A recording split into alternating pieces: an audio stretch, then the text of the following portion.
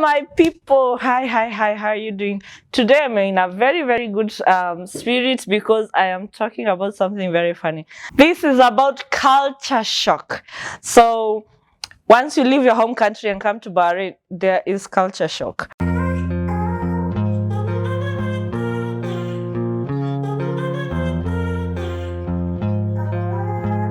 So I will be talking to a few people from different countries and know what was their culture shock. Today, and I start with Samira. Samira, how long have you been in Bahrain? Almost 3 years. 3 years. Yeah. My name is Farouk Karora. I'm from Nigeria, a native of Yoruba land. Yeah, so my name is Richard. I've been in Bahrain almost close to 2 years. I'm from Ghana. What shocked you when you got to Bahrain? Wow, a lot. As in, a lot. So the most shocking part of Bahrain is when I got to the country first, how the people were like the airport. Yeah, the airport was very unique compared to Ghana, though our airport was newly open. And I was like, yeah, this place looked very nice. But later I got to the country, I got to find out that it was a new airport. We were the first people that was passing through as they've opened it fresh. For me, I will count the weather. The weather was shocking because in Kenya we have like 4 seasons, right? Yeah. But here in Bahrain it's only 2. That is summer and winter. Yeah, and the weather is so hot. When I came in, I came in like in the summertime, so I came to meet the hotness. When I in the morning, I was in the AC. I was in the AC in the room when day breaks, like around 4 o'clock. And so when I came out from my room, the heat blew me out. I entered, I said, damn it, this is hell. This is not a country, this is hell.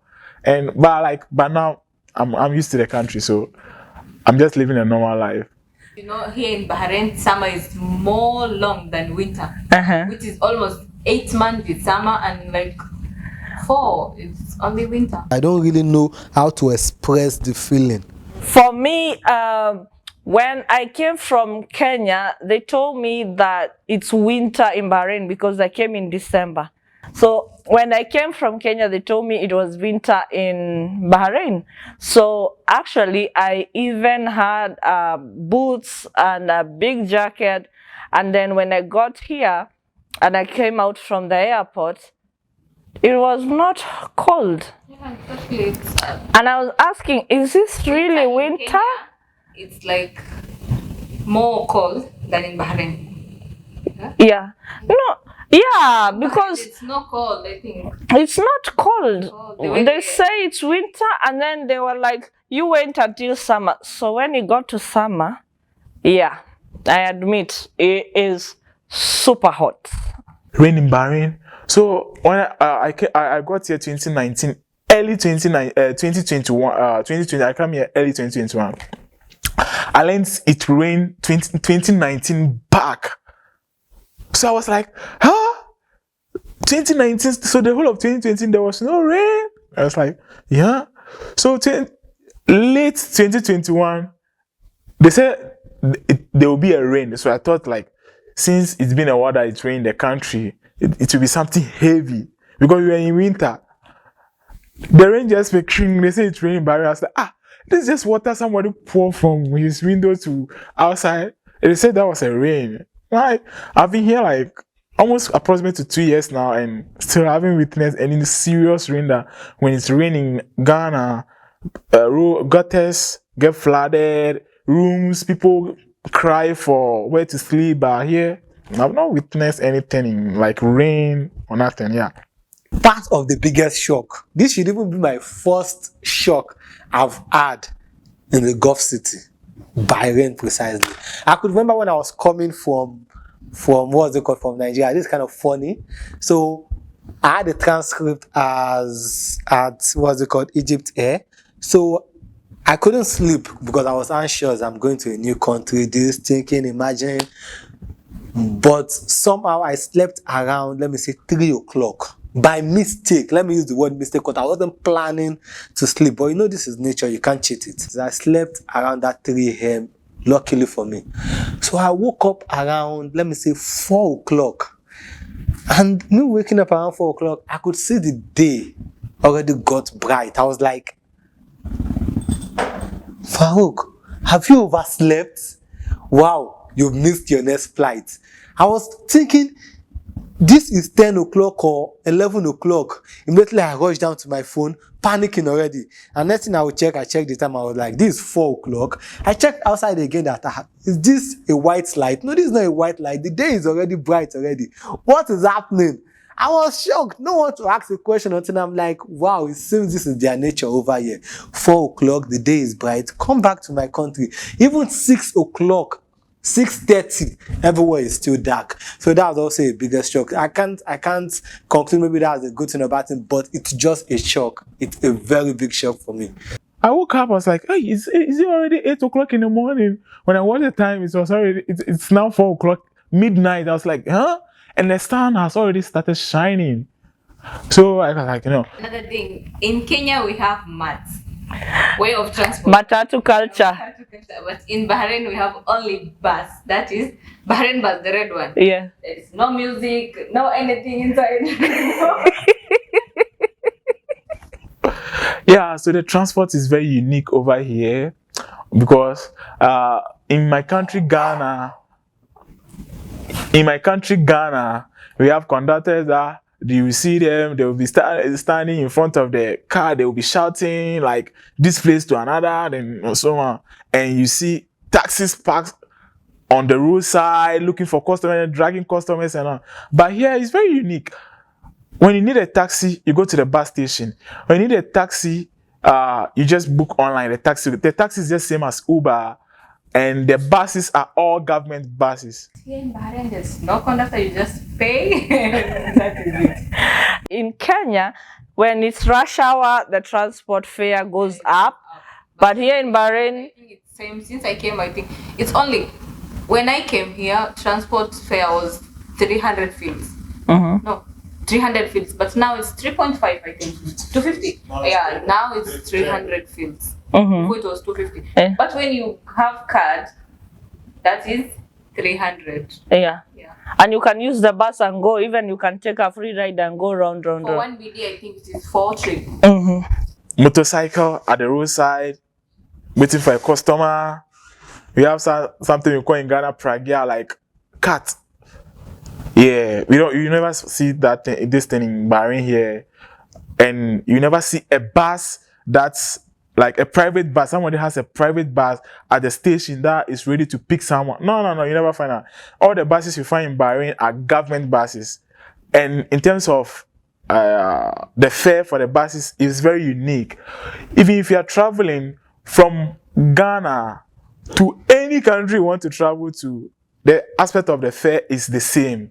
If you are paying 250, you are paying 250 for any region you want to go to, and that is very unique. And in Bahrain here, you pick a government bus, you only pay for 2 times. When you pay for 2 times for the day, anywhere you are going is free. You can use a bus card free to anywhere you want to go without any charge. That's very unique about the country. Compared to my Ghana, you have to, even if your money is left with even coin for your money to reach, they'll still you don't have to board a bus. Yeah, that's something that is very unique about my Bahrain compared to my country. Now, there are no doubts about it. Transportation. Wow, transportation is hell. I could notice almost everybody have their personal car. And I'm not blaming anyone. Check the cost of transportation here. Calculate the price yourself. You will know you also want to get a car. So if you're coming for the first time, budget your money for car. The other thing is petrol stations. Getting a filling station, a petrol station, is very scanty. Maybe like walking around, let me say 5, 6 streets, as we use them back in Nigeria, streets, before you could see maybe just one. And I had some conversation with some friends here that have stayed long in Bahrain. They told me they can even count the filling station in Bahrain. Someone was even exaggerating, telling me, oh, the filling station in Bahrain is just like 5, 6. I'm like, 5, 6? Come to my country, every single street, even you will see 2-3 filling stations beside themselves competing. What is happening? This is an advanced country, for crying out loud. That's also a biggest shock, my people. When it comes to Kenya, every place, I think every bus stop there is A petrol station. everywhere you go, petrol station. Here, Come to you my- have to, actually, you have to Google and say, petrol station near me. Near where I stay, we have only one Yeah. in the whole area. Only one. Petrol stations in Bahrain are very few. If you can be in a queue like 1 hour to buy a petrol in Bahrain here. And I think that's very unique. Because, you know, petrol stations normally has this thing like, you find a petrol station that sells gas, those kind of, those things are very harmful to human, and it's not supposed to be exposed like that. Compared to my country, you can see 3 petrol stations competing each other on the same, if you're under the traffic, you see a petrol station in my country. Yeah, but Bahrain is all like that. Bahrain petrol station is like 5.5. It's not even up to 6. It's about traffic lights. Yeah. Bahrain itself is very small, okay? By the time you go one round in the whole Bahrain, you can finish in 3 hours. But because of traffic, you can stay in the traffic almost an hour, of course. Everywhere you go for 1 minute, traffic lights. 1 minute, traffic Traffic lights. compared to Kenya. Yeah. And you will never get lost in Bahrain, because Bahrain here, the country is just like a city in my country. So it's very small. You take your car from here, like if it's not traffic, you can use like 5 minutes to travel from one city to another city. But for the traffic aspect, damn it, you can travel from a city that when you are like back in my country, you can travel 5 minutes. You can use 1 hour to travel from one city to a different city, which is supposed to be like 5 minutes. Yeah. The buildings, Uh-huh. all the same compared to Kenya. Uh-huh. Kenyan buildings, it's more developed and more. It's different, but I think somehow in Bahrain, all the buildings are same. You know, in Kenya, I would like stop and give directions and say, when you get to Nairobi, you get to this street, the green building. But in Bahrain, all the buildings are the same. So you have to know the road numbers and the block number and the building number to know where you're going. But because all the buildings are the same. Good thing about Bahrain, you can never get lost. Yeah. And the buildings are kind of nice. The layout, everything is nice compared to my country. Some certain parts we don't have roofing sheets, but in Bahrain, there are some parts of Ghana that we don't have roofing sheets on buildings. But Bahrain here, you never find a roofing sheet on any building. But back then in my country, like the roofing sheet is everywhere, almost all of them. Even the most nicest building in your village has a roofing sheet. But in Bahrain here, before you find a roofing sheet, that means they are doing a renovation of a building, and they'll use the roofing sheet as a fence for the building. After they are done, then they'll just dismantle it. So you never find a roofing sheet in Bahrain. Their buildings, all their buildings looks alike. I could remember back then in my country, my house is very easy to describe. Once you just tell people that double-faced decking house, they know it's my house you're talking about. But here in Bahrain, the color, everything, the way they look, they all look alike. Those villas especially, you would hardly see the difference. Just few, maybe out of 10, you would hardly see them say like maybe one different out of the 10. When I came to Bahrain, the way people say, oh, Arab country, it's very nice. It's so, and the way people live, it's Muslim, right? Muslim country, so you have to be wearing like. But when I came here, things were different. Yeah. The way people were, even Arabs themselves, they were different, totally different. The way they describe them and the way I saw them, It's different. You hardly witness theft. You witness just less theft. Since I've been in Bahrain, I've not seen any situation like that. And it's understandable because every street, every corner you are, there's cameras. So tell me, even the person that had the bad intention to steal from you, he knows he's being watched. Why will they do that? Unlike Africans, even complaints, you will hardly see complaints that have camera outside their buildings. But here in Bahrain, buildings, shop, we're talking about even small shops, have these security cameras all over themselves. Have it inside, outside, even the street, everywhere. So why would you steal?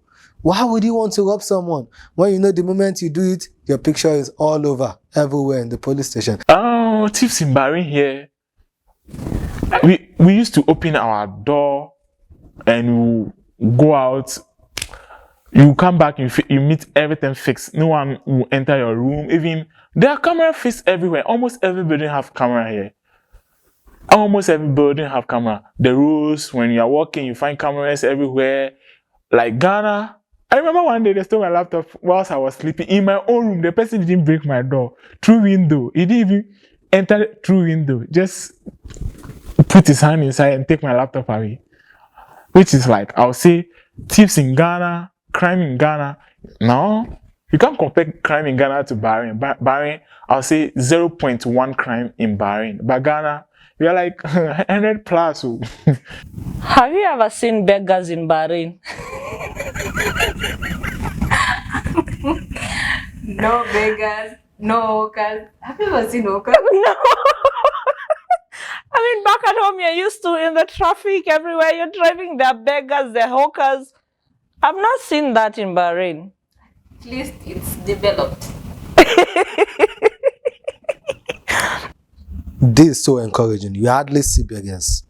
You hardly see beggars. This is kind of a policy I like. I like most when it comes to begging. I do believe if anyone is going to beg, have something you're doing. When people want to give you a tips for what you do, it's fine. Beggars and hawkers on the streets. You can only find beggars and hawkers on the streets when they are fasting. Yeah, that's where you see people like maybe like they want to make donation to maybe the charity or something. So you have to like at least contribution for something. So you see people. It's not that those people are beggars. No, they don't beg for food or they don't beg for money. They want to like donate for the charity. So they come out like voluntarily just to beg for something for the charity. Yeah, that's the only thing I've seen on the street. All cars also, you won't see it in Bahrain putting on something in the head, going from one car to one car. No. You won't see that in Bahrain. You won't see that. And no bad words intended, but have you ever seen mad people on the streets? No. Mad people on the street in Bahrain? No, it's never possible. If you can't find someone sleeping on the street, talking of a mad person, no. But in Ghana, you can walk like, if you want to find a bad person right now, somebody can hold your hand. Charlie, I've just seen someone sleeping at the corner that is a mad person. They will show you. But Bahrain here is very unique. You never find a mad person on the street. Have you ever seen cows in the road? Goats. In Kenya, you can see anywhere you go, you can see cows everywhere. But yeah, I think. Other very big culture shock, which I love, is when the king is passing or a minister is passing, the traffic only stops for less than 10 minutes, maximum like 5-6 minutes. In Kenya, when the president is passing the road, the traffic stops when the president is tying his shoes. So you will be in that traffic for an hour and a half waiting for the president to pass. In Bahrain, the only reason that you notice that somebody prominent has passed is the black cars and the ambulance and the truck. Just that it takes less than 6 minutes. I love that. Talking of, let me say, a king or maybe a well-noted person in the country passing, compared to my country, when you see a police car making a lot of noise, you see siren blowing from like 15 cars will pass before you see the real person that is passing by. But when I got to Bahrain, I've witnessed only one. They said that's the king. Even the king was coming to where I work. You just saw like within a second, they said that's him going. Even the escort is like 2 or 3 cars. That was the convoy or something. But in my country, you feel 15 convoy before you get to where you are going. That's totally bad. Bahrain people are not ashamed of prayer. Anywhere they are, when it's time to pray, they pray. Sometimes even in Kenya, it's the time of prayer. Someone can pray outside, even when the bus is moving. When I was coming, at that time I was coming from Mombasa to Nairobi. So like at night, they might tell the driver they want to pray. And then they might stop somewhere and they pray. But it's not simple. Yeah. The way it is. Some people, they are fighting in the car so that they can stop for them, pray. But here in Bahrain, I think one thing about them, it's when it comes to prayer time, it's prayer time. Yeah. Yeah, and everything stops for the prayer time. Food. I'm an African man, a typical African man. I miss my own food, though. Part of the reason why I want to go back home is my food, though. Give me something spicy. Give me something hot. Bahrain is not giving me. All the thing I'm saying is no spicy or less spicy. I want to eat something hot that I will start searching for water. No. Here in Bahrain, even when they advertise something like chicken, I go to the mall to get chicken almost every day. When you tell them you want an hot chili chicken, even the stuff they will give you, you still feel like, is this what you called hot spicy? I miss my African pepper. That's one of my biggest regrets here in Bahrain. I should have bring a pint of pepper, a pint of grounded pepper while coming. This is a shock, my brother and sister. If you're just coming and you're watching this video, please pack as much. You can ask for my details and give me some pepper. I need pepper. I want to eat something spicy. The main food in Bahrain is rice. That is staple food. Yeah, is rice. And in Kenya, we have ugali. And the corn in Bahrain is a sweet corn. And in Kenya, the corn we have is the one we call maize. Very hard. In Kenya, we have kibandas. In Bahrain, everywhere. Yeah, so We have waitress. so AC. so that is the street food. Yeah, we call it street food. Yeah, street food is in a truck which has an AC, has a waitress. Thank you, Chuchu. Yeah, you're making noise for us. But here in Kenya, we have the vibanda. Ghana, if I'm hungry right now, I have money in my pocket. If I just walk like a second, I'll get food to buy. But imagine I'm in my house in Bahrain here and I'm hungry, I want to buy food. If I'm not ordering for online, I have to walk like even an hour to get a food to buy. Which is something that makes the country very beautiful and not being kept on clean. Yeah. So when you go to an Arabic house, they offer you tea. The cup is this size. One cup. When you go to Kenya, the cup is bigger than this for tea. Is the traffic police. Yeah. In Kenya, they will stand in that heat, whether there is heat, rain or what, they will stand there. But one thing about Bahrain, for traffic police officer, he has AC, he has everything. Let's come to our country. Oh my God. They will stand, whether it is raining, whether there's snow, the sun, all that. Another thing, security. Right? Security, yes. In Kenya, in Kenya, security is just like that. Yeah. When it comes to Bahrain, security who is working outside, he has AC, same. Yeah. Police officer, he has AC, fan, all this. I think it's a bit developed than Kenya. Yeah. And tell me about the police. If you go to a police station in Kenya and if you go to a police station in Bahrain.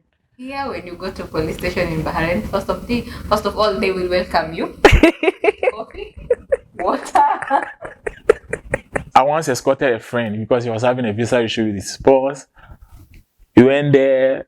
As soon as we got there, I would say vortic, because it's a bottled water they put on her. So I even thought they were serving themselves like, the lady just came to pick the water and, hey, this for you, this for you. We were there and they snacks for us and we were like, hey, we are coming to report a case. We are not coming to eat here and go home. I was surprised. But Ghana, for them to even serve you water, you ask of water, they'll ask, is this your house? Yeah, this is not your house, man, bro. You can't come here and come and be drinking over here. But even Bahrain, if you want juice, they will serve you juice at the police station. Anything you want. Wow. I've visited the police station once with a friend. As in, the service over here is very nice. Whether you did a crime or not, they will just welcome you. Come to Kenya. Ask you, why are you here? What did you do?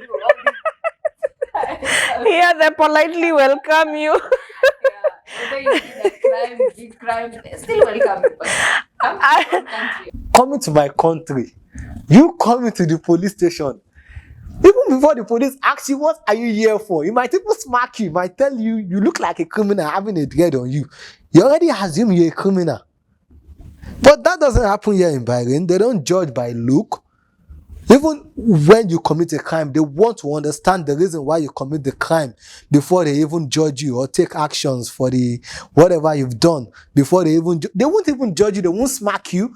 But Nigeria police arresting you first. Wow, you will collect the beating of your life before you get to that station. Harassment, everything. And something else is that if you get arrested, if you're in somewhere and you get arrested and you're female, they will say, wait, just sit there and wait for female police to come and arrest you. A police lady can never arrest a guy, and a guy can never arrest a lady. So like it's something on kind of, I don't know if it's their tradition or it's very unique. If you're a guy has to arrest you. If you're a lady has to arrest you. But in Ghana, if you are going for arrest, I have my sister, a sister from, he said, lady. If you're a lady, if you see a lady holding a man, you'll be like, hey, are you a lady or you are a guy? Everything is allowed. A lady can arrest a guy or Bahrain. Yeah, a male has to go with a male and a female has to go with female. Kenya, whether you are female or no, they will Get into the truck. It doesn't happen here in Bahrain. Unless the thing is very serious for them to say like they want to put you in custody or something. If the thing is not serious, at that moment they settle the case, you go home, go to your work, whatever you are doing, you go continue or something like that. Bahrain police they are very unique. They don't accept, I know every country accept bribe. I've never seen a Bahrain police accepting a bribe from a civilian before, no, but it's not done. In Ghana, the police will first ask you, what do you have for the boys? What do you have for the boys? If you're trying to give him your license, you're like, I don't need your license. What do you have for the boys? Or Abayin, what do you have for the Abayin? What do you have for the government? So I don't know if the government asked them to be taking something or something. Yeah, for now, I don't know. You can easily get arrested in Bahrain for just sleeping in your car.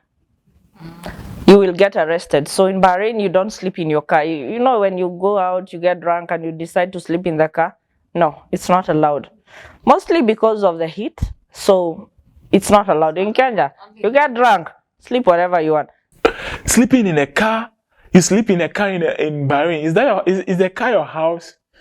Maybe you don't want the car again. You want the police to come and tow your car.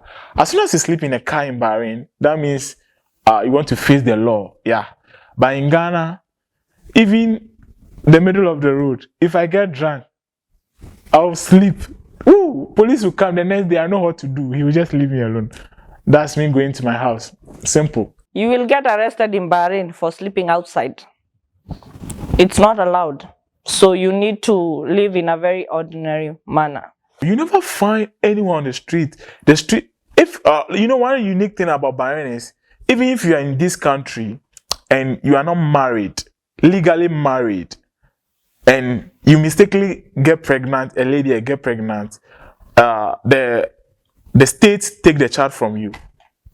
Yeah, that's something unique because they know maybe like you are working for a company, you can't afford that. So the state take the child from permanently. It's not something like temporal. Maybe the child will grow for you to know the child, this is my son or this is my daughter. No, the child become a citizen like that. You will never see the child again or anything. Yeah, that's very unique, and it makes the street very free for everybody to walk around and those kind of stuff. You can't just give birth anyhow in this country. But Ghana, I can give your daughter pregnant the next day.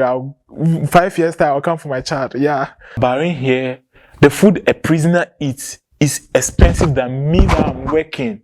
I'm feeding myself. Sometimes I can't even give myself 3 square meal. But in prison in Bahrain here, very special. There is no grass in Bahrain. Grass in Bahrain. When I was coming to Bahrain, I knew it's an island, so I don't know, for a reason I expected it to be a green island. Even I thought grass in Bahrain, we have to plant them and nest them every blessed day. What shocked me a lot is home delivery. Yeah, home deliveries. Bahrain is, everything is about online. In Kenya, you have to go to the shop yourself. In Bahrain, you call the shop and you make your order and they deliver. Which I find it very nice, but it's like starting kind of a culture shock. Like how? If I want to even buy, like, let me see, a gum, just to chew a gum, I have to buy a gum. I can't just. But you can't order a gum online in Ghana. You want to trim a gum. So, how much is your gum? How's the delivery? But in here, they will charge, like, if it's like 2 BD, that's the 2 BD that they are taking. But Ghana, maybe the transport is even expensive than the gum you want to chew. Talking about the very first shock I had is the club aspect. In Ghana, you go to club, if you're wearing shorts, they'll be like, hey, we don't wear shorts to this place. You have to wear trousers. That means you are a man. But Bahrain, like, no. So fast, they'll just check you. If you don't have anything illegal on you that you send to the club, that you injure someone, or you're having alcohol on you that you're sent to the club, because you have to go to the club to buy. You don't have to send something inside. But Ghana, even if you're having alcohol, the security man, oh, Charlie, bro, have this. I don't have money. He will let you in. But Bahrain here, very unique. The clubs are very enjoyable. You can go to the club, do anything, call any lady to dance with you. But Ghana, you go call a lady, they'll say, hey, are you my type? So in Kenya, if you go to a club and they say, hey, they throw you out. Next time you go to the club, they will not remember you. But my friend, Bahrain is a very small country. They ban you in a club, come even after 2 weeks, they know you. Go, you will go. Clubs here in Bahrain, Arab country, so amazing. Visit some other countries like Saudi Arabia, they have restrictions when it comes to club. But here in Bahrain, just look at it. Even buying of alcohol, you can go down to your store. Back then in Qatar, you have to have your kind of what we use as CPR then to get alcohol.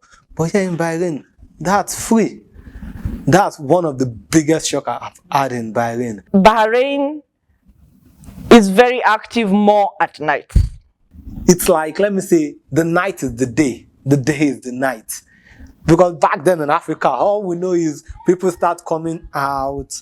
All we know is people start coming out during the daytime. We go to work, we do this, and night we come back to sleep. Only when we know we have to visit places like club. But here in Bahrain, even the daily things they do, their daily activities is mostly done at night. Because you want to purchase things, you want to go out with friends, you want to hook up with friends, you want to greet the next street friends. You hardly see them do that during the daytime. They prefer doing all their working stuff during the night. And you can never find kids playing during the day in Bahrain. I think it's rare. Yeah. Come to at night. Oh my God. They will sleep during the day and go out during the night. Mm-hmm. They will play during the day. I don't know what time they will sleep, Even during the day, sometimes they are inside, but you can never find kids outside. And even where I'm from Ghana, it's not a village. So compare the nighttime and here the nighttime.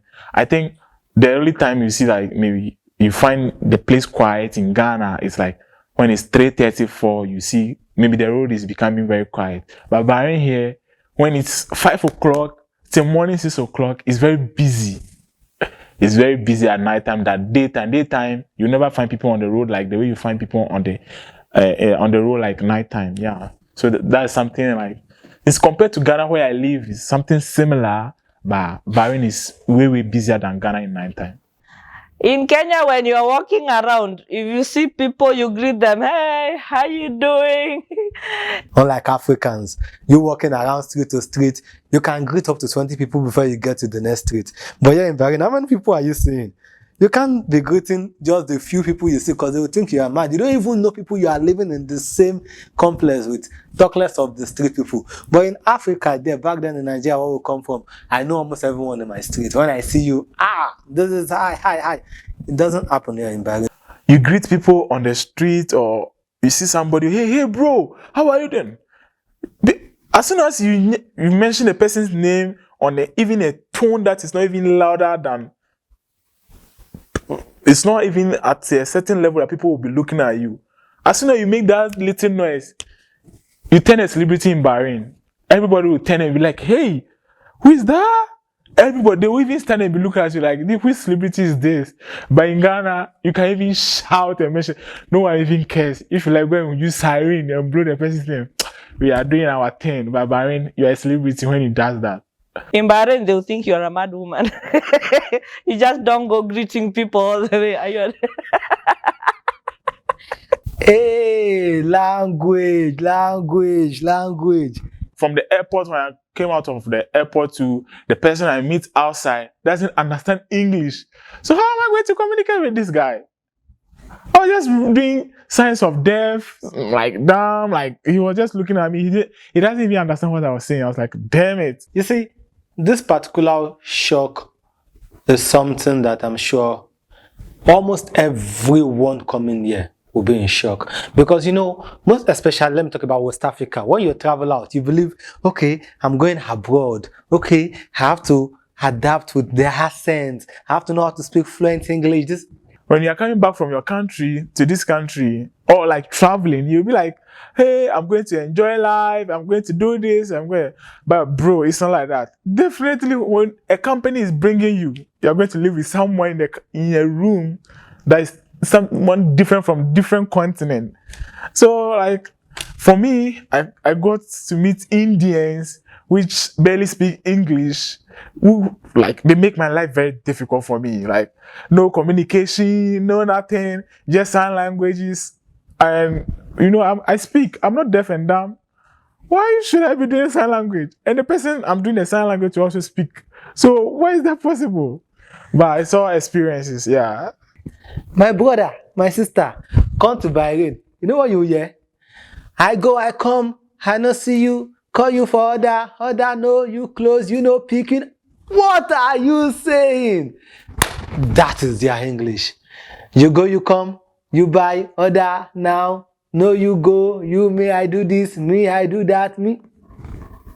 It's so surprising. That is the biggest shock, I'm sure. No matter where you're coming from, no matter how poor you are in English, you will be shocked about that. Damn it, my English has changed from 90 to 40. Back in Ghana, I know, like, I speak very good English because I'm from the Volta part of Ghana.